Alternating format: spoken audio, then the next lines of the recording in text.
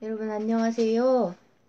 와, 고발뉴스 속보를 설마 유튜브에서 완전히 배달을 안 해주진 않겠죠? 저 말고도 속보 배달을 못 받았다는 분들이 많이 계시던데, 지금까지는 우리나라 방송들 중에서 저는 배달 못 받아보는 거는 김용민 TV 그 프로그램 많은 거에서 관훈 라이트 클럽 한 가지였거든요. 근데 설마 유튜브가 이상호 기자님 방송도 은근히 방해하거나 그러기 시작한 거는 정말 아니기를 진심으로 바랍니다. 베트남에서 나타나지 않을 것으로 예상돼서 우리는 많이 좀 안심하고 있던 존 볼턴이 또 모습을 드러내고 트윗을 날리고 그러기 시작해서 좀 걱정을 하시는 것 같아서요. 이 사람이 어떤 사람인지, 그리고 트럼프가 이 네오콘 매파라는 존 볼턴을 어떻게 활용하고 있는지 제가 2년 동안 관찰한 거, 지난 2년 동안 관찰한 거 잠깐 말씀드리려고 오늘 방송 시작했습니다. 결론은 한마디로 걱정을 전혀 안 하셔도 될 것 같다는 생각입니다. 볼턴은 트럼프 말을 아주 잘 듣는 사람이고 그냥 트럼프한테 도움이 되는 쪽으로 움직이고 있는 것 같습니다. 제가 보기에는요. 그래서 제가 이 평화 시대가 너무 좋고 제가 꽃을 이렇게 좋아하는지 몰랐는데, 그러니까 꽃 그림 같은 거를 자꾸 보여드리게 되네요. 이 평화를 축하하고 이러고 싶어서요. 그러니까 볼튼 전에 외교 안보 보좌관 했던 그 머리 빡빡 깎은 그 군인 출신 오바마의 사람, 그 사람 이름을 제가 벌써 완전 까먹었더라고요. 근데 그 사람도 그렇고요. 아무튼 볼튼은 트럼프가 이제 자기 정적들, 그러니까 요즘에는 우리 한반도 관련해서는 남북미 관계 역사적인 대전환을 엄청 반대하는 오바마, 힐러리, 뭐 나, 모, 경모 씨, 뭐 낸시 펠로시, 태극기 모독, 아베 부대, 이러한 한미일 삼각 군사동맹 이쪽 라인 네오콘 쪽을 완전히 잠재우기 위해서 아주 적절하게 뭐 사용하는 중인 뭐 카드? 볼튼한테는 좀 미안하지만요. 뭐 그렇게 보면 딱 맞을 것 같습니다. 여기에서 이제 좀 돌이켜 볼 수 있는 아주 선명한 사례가 작년에 1차 북미회담 성사되기 전까지의 과정일 것 같습니다. 먼저 이제 다들 생각나시죠? 볼튼 전에 그 다른 안보보좌관이었을 때 그 우리 문재인 대통령님의 정의용 실장과 서훈 국정원장이 미국 가셔가지고 트럼프 만나고 그 정상회담, 김정은 위원장 정상회담 요청 그 전달했을 때요. 그때 그 두 분하고 그다음에 주미 한국대사 이렇게 문재인 대통령님의 실무진 3명이 백악관 뜰에서 1차 북미 회담을 선포했었던 거 그 기억나시죠, 여러분? 그러니까 미국 백악관 뜰에서 그렇게 중요한 외교 일정을 미국 대통령 실무진들이 아니라 남의 나라, 우리나라 대통령님의 실무진들이 백악관 출입 기자들 앞에서 발표를 했잖아요. 저는 진짜 그걸 보면서 만세를 불렀었는데요. 그러니까 예상했던 대로 트럼프가 우리 한국의 문재인 대통령님의 실무진들이 그 발표를 하게 만든 이유가, 그러니까 외교관들이 살짝살짝 거짓말하는 거를 절대 참지 못하는 평소의 생각 때문이었다는 그런 보도가 나오더라고요. 그러니까 굉장히 그런 건 너무 많은 그 사례들이 있잖아요. 심지어 뭐 통역도 엉터리로 하고 이거 다 이간계죠. 이간계. 일을 망치고 싶을 때 실무 담당자들이 왔다 갔다 하면서 살짝살짝 거짓말을 하는 거예요. 그거를 아예 차단해 버리려고 이제 북미 관계 정상화에 반대하는 자기의 그러니까 백악관 실무진들이 아니라 한국 우리 문 대통령의 담당자들을 그때 트럼프가 내세운 거였죠. 이러니까 워싱턴 그 본래 그 엘리트, 적폐 엘리트들이 트럼프가 얼마나 믿겠습니까? 근데 그 후에도 불과 이제 한 달 정도 후에 북미 회담이 위기가 닥쳤는데요. 트럼프가 자기 트위터에다가 아주 정중한 어조로 김정은 위원장에게 회담 취소를 공표를 했죠. 그거를 성사시킨 사람이 바로 볼튼이었습니다. 그때 이제 북한 대미 관계 담당자가 미국에 대해서 좀 과격한 공개 발언을 했죠.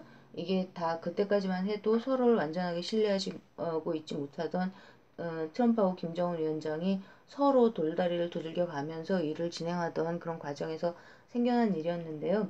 제가 보기에는 그 불신이 남아있던 그 기회를 볼튼이 딱 포착을 한 거였습니다. 그때 속으로 아마 쾌재를 불렀을 텐데요. 그 이제 공직에 들어가기 전에 팍스 그 외교 쪽 패널이었거든요. 근데 맨날 TV에 출연해갖고 한 달에 평균 뭐 두세 번꼴로 뭐 시리아하고 북한의 선제 타격, 정권 교체 이거를 부르시다가 이제 백악관으로 불려 들어간 이제 말을 하자면 좀 뭐 꼴통, 좀 미안합니다, 볼튼 씨, I'm sorry.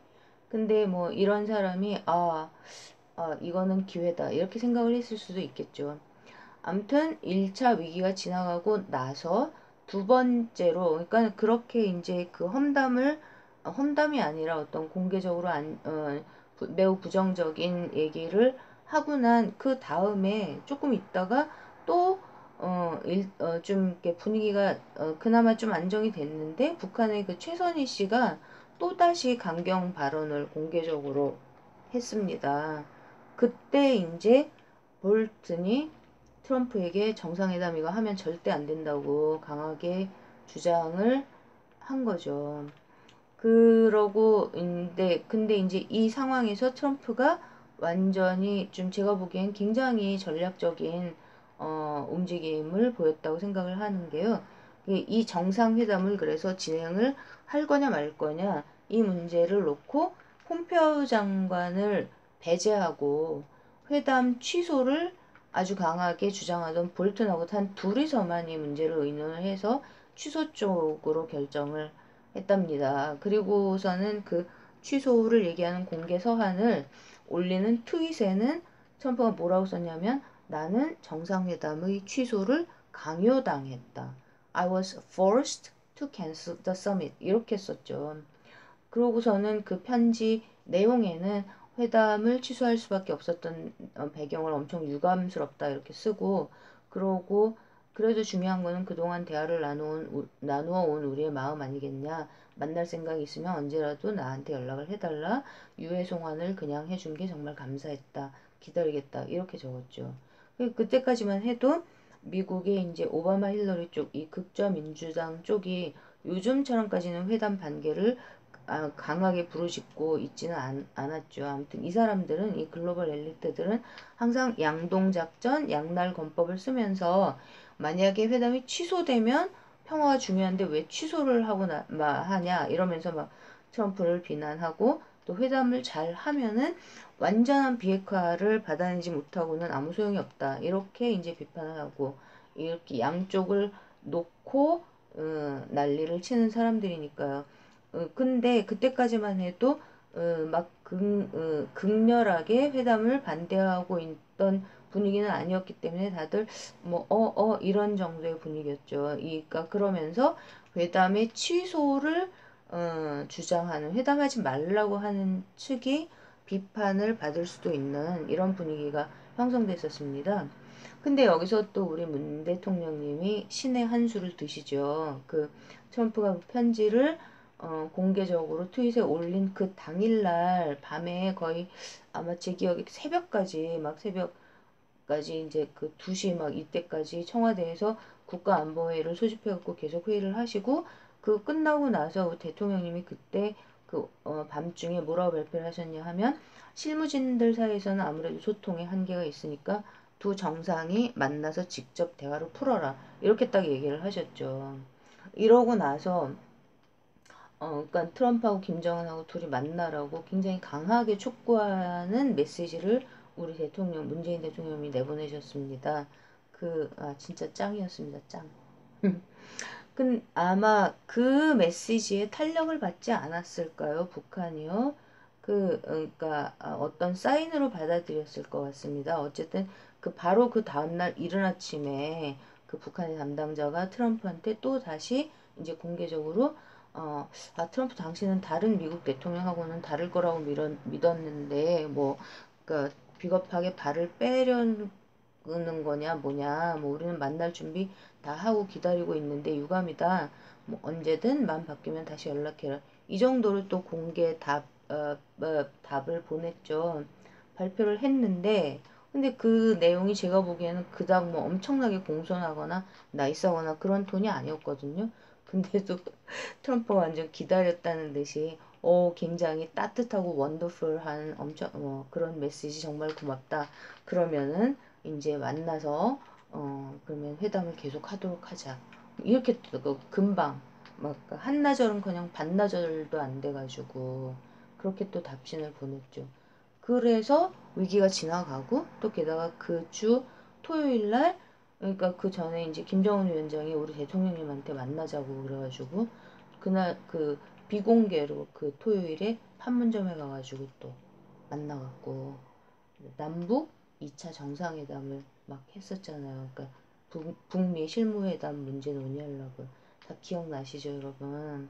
그러니까 우리가 얼마나 지금 현재 이 순간에 복받은 국민입니까? 그럼 문재인 대통령 진짜 문재인 보유국입니다. 그리고 자 진짜 정말 너무 멋지십니다.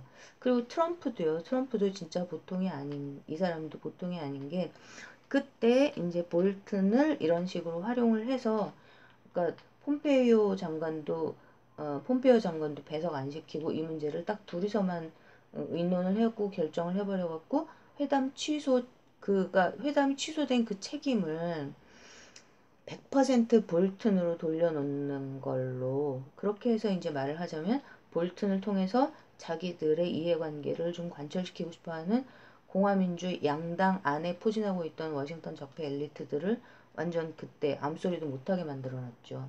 그러니까 트럼프가 볼튼을 데리고 다니는 거는 뭐 극좌의 외피를 입은 무리들까지 다 포함해서 미국 내의 글로벌 네오컨들이 목소리를 제대로 높이지 못하게 만드는 일종의 방책, 수단 그렇게 보면 될 것 같다는 게 제 생각입니다. 뭐 볼튼이 동의하면 볼튼이 동의하면 그쪽 사람들이 진짜 아무 말도 못 하거든요. 왜냐면 이 사람들이 이 볼튼이 그동안의 이미지가 뭐 워낙에 뭐 선제 타격, 레짐 체인지, 정권 교체 이것밖에 없다니까요. 이 사람은요. 초강경파. 그러면 이런 초강경파 볼튼의 입장은 뭘까요?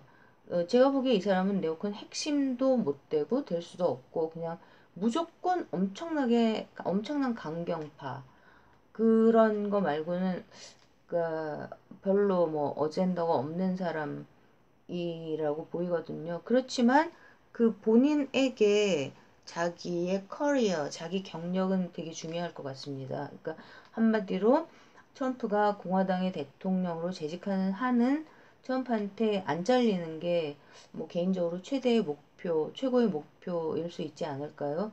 그거를 위해서 또 이제 트럼프도 그걸 모를 사람이 아니니까요. 그거를 잘 알고 있는 트럼프한테 이제 요소요소에서 분위기를 맞춰주면서 적당하게 적절하게 강경한 목소리를 내주면서 그렇게 손발을 맞춰주고 그리고 궁극적으로 이제 일 자체는 트럼프가 원하는 방향으로 결론이 나게 이렇게 움직일 수밖에 없을 것 같습니다. 볼튼이요. 그러니까 한마디로 볼튼이 하노이에 떴다. 그래서 우리가 걱정할 필요는 아예 1도 없다. 이렇게 보인다는 겁니다. 제 생각에는. 그러니까 우리는 그냥 우리 문재인 대통령님하고 완전 똑똑한 김정은 위원장 그리고 이 트럼프 아저씨를 믿고 내일 과연 무슨 발표가 날지 참 기대 속에서 기다리면 될 것 같습니다. 그냥 그리고 설사 내일 발표 나는 게 조금 뭐 성에 안 차더라도 대세는 우리 편일 수밖에 없습니다. 그죠? 우리 대통령님 임기도 3년도 넘게 남았고 트럼프 임기도 6년 남았고 아무 걱정이 없습니다. 이 남북미 문제는 정말 걱정이 없습니다. 우리 국내에서 아베, 경원, 자한당과 그리고 뭐 더불어민주당 내에 있는 삼성 독재 적폐 대행 세력 그리고 조중동 그다음에 태극기 모독부대 이 세력의 뿌리를 뽑아낼게 국내에서 그게 걱정인 거죠. 아무튼 이 사람들 이 적폐 세력들 무조건 우리가 한 명도 남기지 말고 몽땅 다 더불어민주당 권리당원으로 가입을 해서 청소를 해야 될 것 같습니다. 그죠? 그래서 오늘은 또 여기까지 말씀드리고요. 금방 또 뵙겠습니다. 그러니까 기대와 흥분 속에 편안하고 즐거운 하루 보내십시오. 곧 뵙겠습니다.